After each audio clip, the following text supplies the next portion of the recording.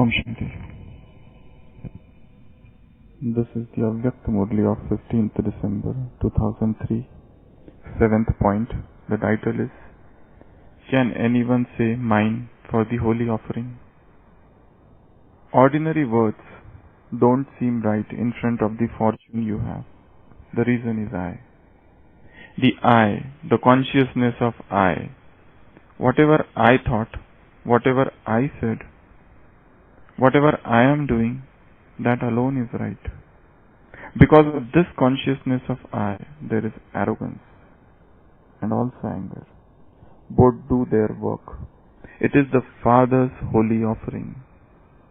So where did I come from? Can anyone say mine for the holy offering? Holy offering, prasad.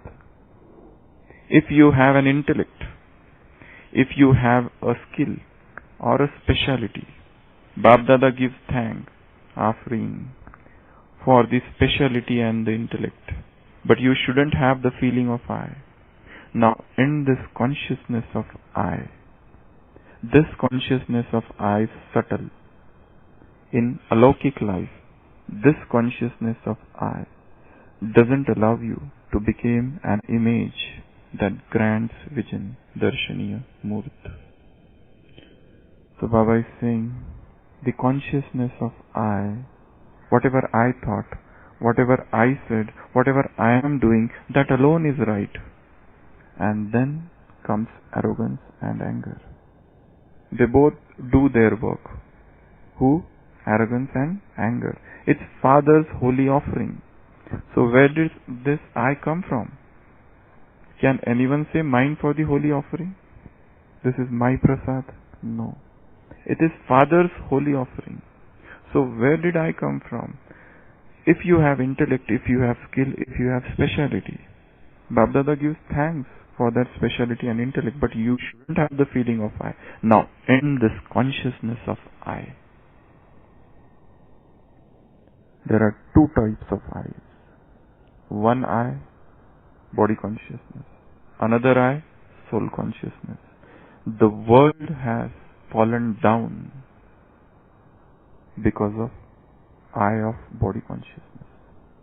The moral degradation that has occurred, the moral depravity that has occurred, it is all because of this body consciousness, I. And then there is anger, and then there is arrogance, abhiman and krodh. They all are springing from this I of body consciousness. In next Sunday's Murli, Baba has talked about 5 vices. 5 vices and their subtle forms, traces.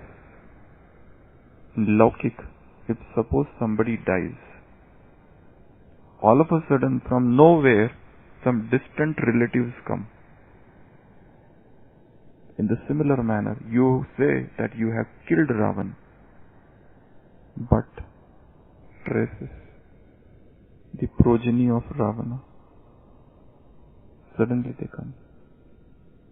Anger is gone, but dislike is still there. Lust is gone, but extra love is still there. Greed is gone, but need is still there. Attachment is gone, but you say, I like this. I like this, I do not like this. This likes and dislikes, these preferences, they are subtle forms of attachment. I like this person, I do not like this person. I like his company, I do not like his company. I like to eat this food, I do not like to eat this food. I am comfortable with this, I am not comfortable with this. I like this weather, I do not like this weather. Such a deep Murli it is. Baba has said even this preferences is a form of attachment.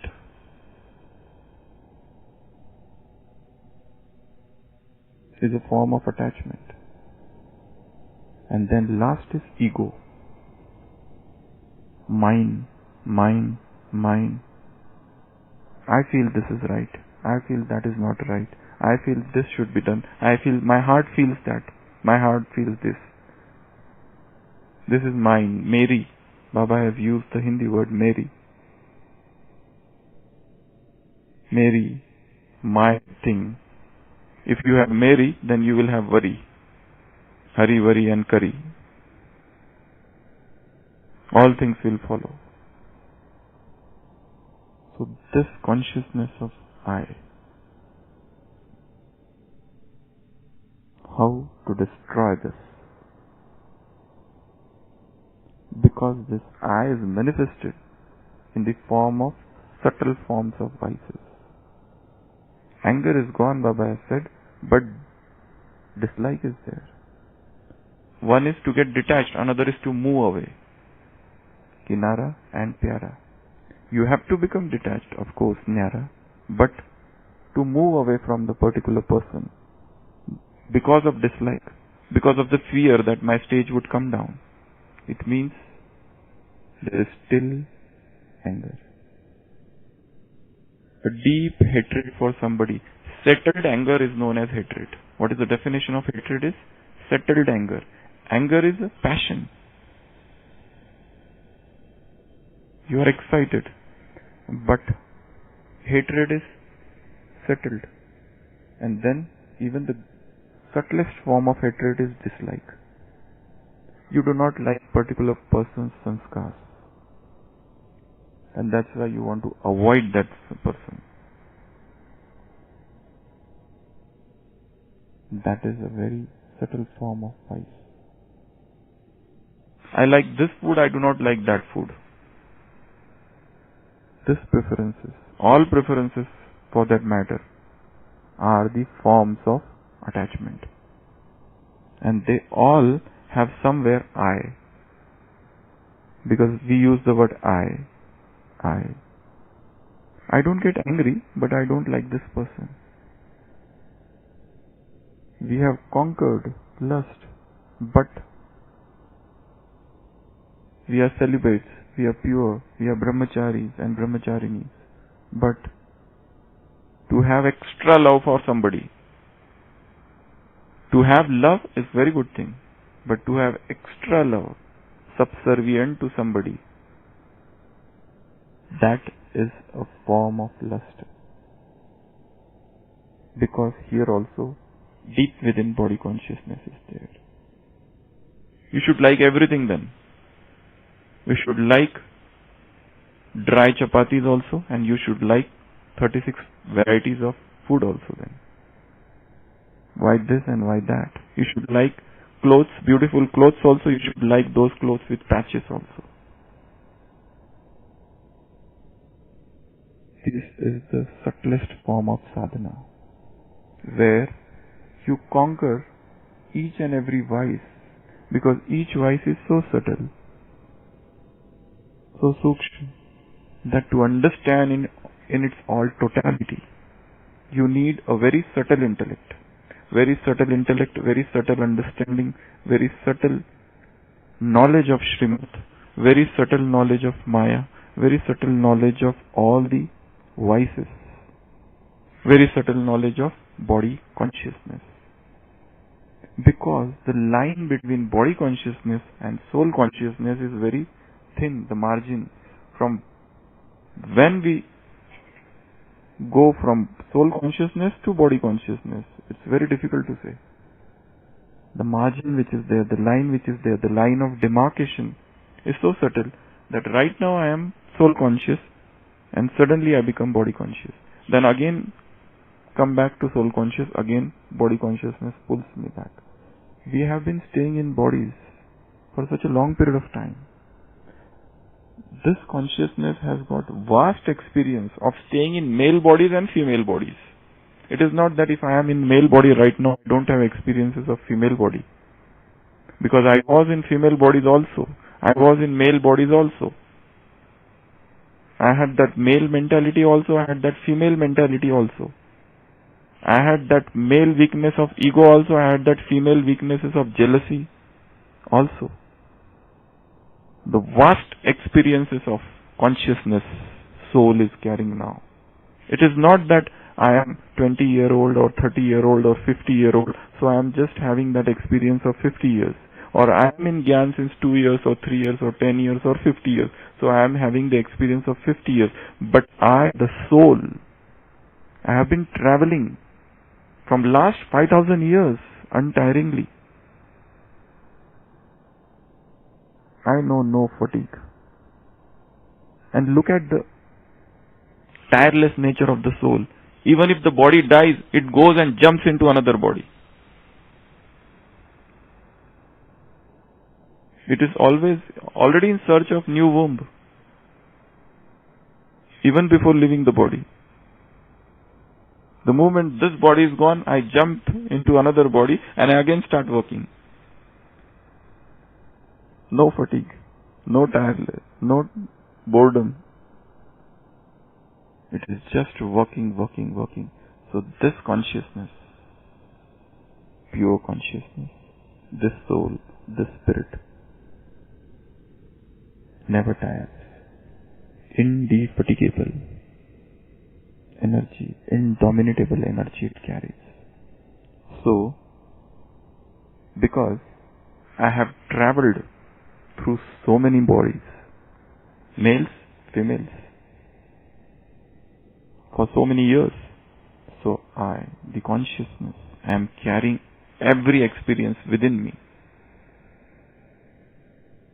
I have been in golden age, in silver age, so I am having all those experiences within me. Only thing is that I need to remain more and more in that awareness. I need to remain more in that more and more awareness of soul consciousness. The more I am soul conscious, I am able to catch things. I would be able to catch my previous and original and pure pristine sanskars.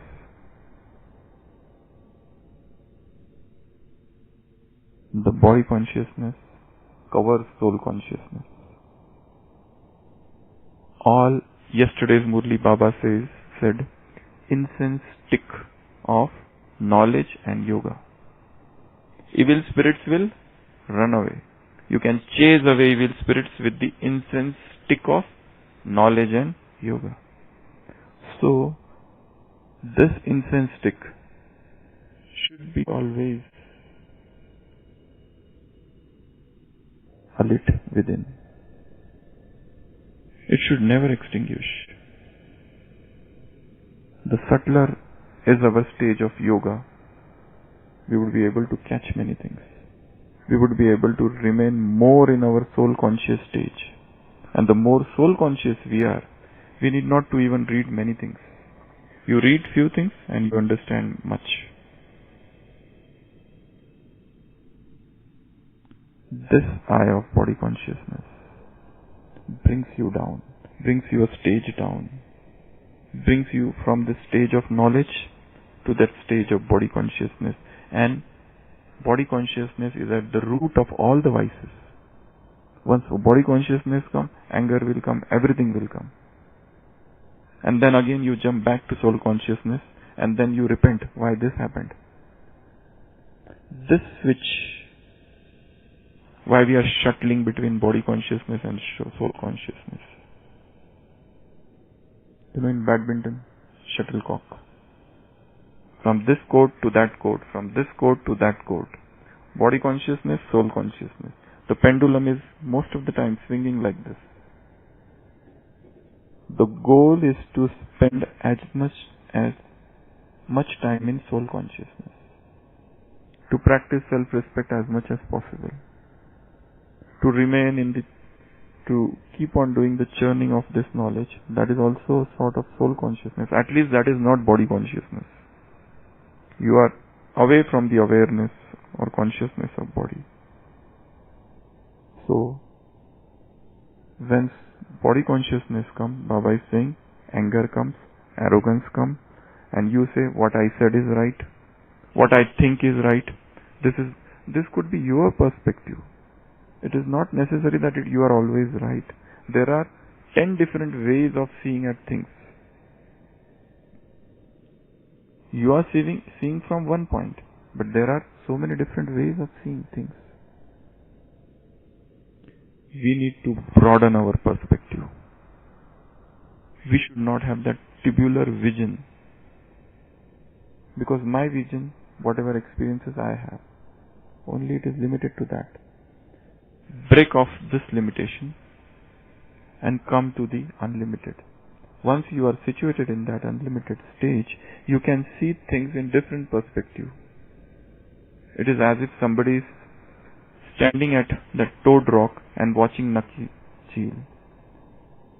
Somebody is standing at that Bharat Mata on one side, and from there he is watching Naki Cheel. Somebody is on this side and is watching that Naki lake. Somebody is on this mountain and watching Naki lake. Somebody is boating and watching Naki lake. So all these different people, they will describe it in different manner. And also, if they are from different professions, they will describe it according to their taste and knowledge. In the similar manner, whatever circumstances come in my life, in our lives, let us change the perspective. One is soul conscious perspective, another is body conscious perspective. Body conscious perspective is a tubular vision, where we see what is my benefit in this situation. Soul conscious vision or perspective or attitude or viewpoint is something higher. So explore these two things today. Soul consciousness and body consciousness. What are the subtle forms of body consciousness? Where I become body conscious. To get angry is body consciousness, but to become peevish, chidchida, that is also body consciousness. To get upset, that is a body consciousness. To have mood off, that is also body consciousness. To feel something very much deeply within, to become extremely sensitive, is not that a form of body consciousness? To get angry, to have the feeling of inferiority within, that is also body consciousness. To scold somebody, to get angry with somebody, to plan something against somebody, that are all forms of body consciousness. If we see, we are all so much filled to the brim with body consciousness. Every day in, day out, we keep on hearing in Murli about soul conscious and body conscious. We become soul conscious, but somehow these things are not touching us somewhere. The body consciousness is so inherent. It has become so ingrained within our personality that first thing is to recognize where is the body consciousness. This is a form of body consciousness. Crying is a body consciousness. We know that is the most grossest form. But to feel hurt within, to feel bad, to feel hurt, to feel sorrowful, to feel that people are not acting nicely with me, people's behavior is not good with me, they are speaking roughly with me, they are manhandling me. To feel this, people are not respecting me, people are not listening to me, people don't care about me, people don't give attention to me. This deep inner craving for love, respect, care, attention. Are we beggars or kings? We are kings. In today's Vardhan, Baba has said, you are Raj Rishi, you are Raj Yogi. We have controlling and ruling power with us. So why I am becoming so much subservient, at the mercy of somebody's words or behavior? I have my own majestic personality. I need not to droop down before anybody. I don't want anything from anybody. No understanding. Let them understand me or not understand me. I know. My conscience is pure. I am very much clear with Bab Dada. So why I have the desire that others should know me, others should understand me, others should sympathize with me? Why this self-criminalization? are we putting ourselves behind the bars? Why are we punishing ourselves for somebody else's mistake? Because others are not behaving well with me, because others are not talking with me, because others are not understanding with me, does that mean that I should punish myself with negative thoughts, with thoughts of self-injury? This spiritual suicide, why I am committing? This is a new life. This is new birth.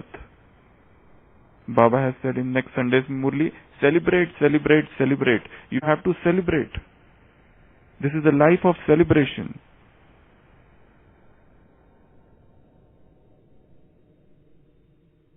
Just celebrate every moment of life. Celebrate everything. Look at the birds. Look at the river.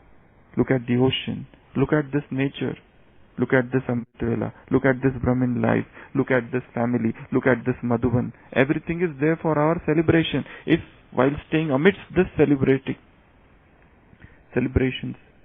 if I have that sorrowful feeling within me, if I am carrying that huge boulder of sorrow on my chest, this will not be called a life of celebration. So today's homework is make a list of celebrations. 100 list. At least 100 points. Why we should celebrate and why we should celebrate with ourselves and with others. Give celebrations. We have to celebrate this life.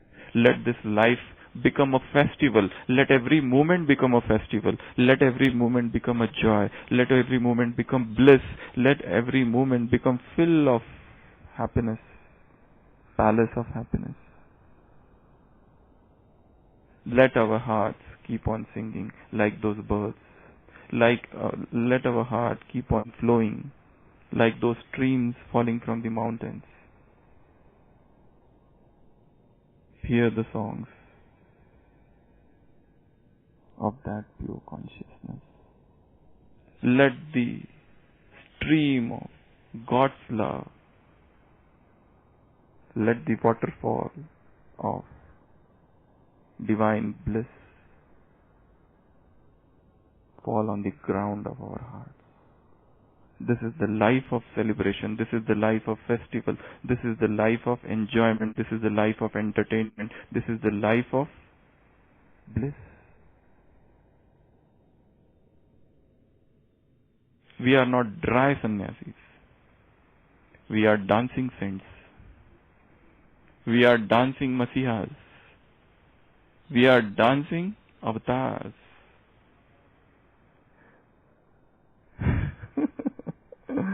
We have to dance. We have to sing.